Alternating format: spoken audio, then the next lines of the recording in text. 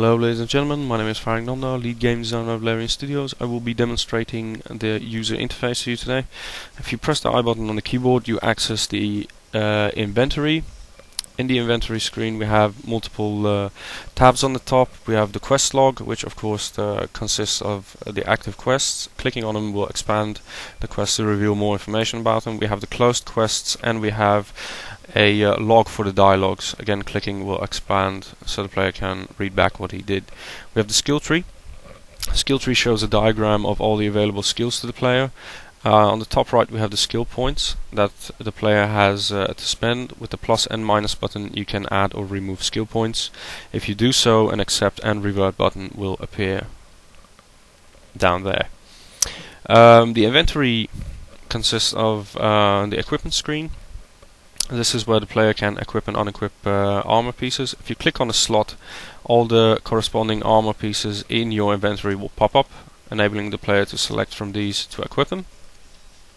On the lower part of the screen we have the equipment sets. These equipment sets can be accessed with F1, F2 and F3, and the player can actually drag and drop weapons in these equipment sets to customize these sets.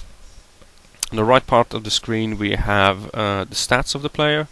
These are his remaining stat points, and on the bottom with the plus and minus again you can add and remove stat points, accepting and reverting them if you wish.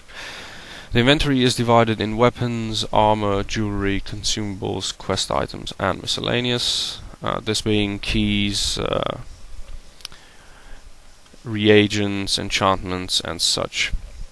In the lower part of the screen we actually have the hot mappable buttons.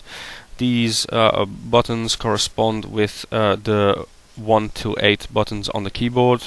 The player can actually drag and drop things from his inventory in there to actually map them to it.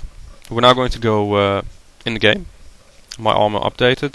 I'm going to show you that actually with the F1, the F2 and the F3 I can switch from the weapon sets.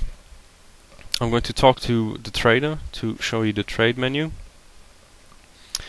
I'm going to press the trade button. This message reveals what the trader feels towards the player. It determines if you get a discount or the prices increase. The left side we always have the trader with the amount of gold he has. Clicking on his wares will automatically buy them unless they're really expensive, then a confirmation is asked. On the right side we have the player's inventory and his gold. The amount of gold the trader has determines if he can buy weapons from the player or not. I'm going to also show you the quick mappable buttons. If you keep number 2 on the keyboard pressed, a quick mapping window appears with 2 tabs. We have the items and we have the skills. Now if I click on the potion will be mapped on number 2, and if I keep and press number 3 I can add a certain skill to it, and so forth. The F11 button accesses the console. Here you will be able to type in console commands.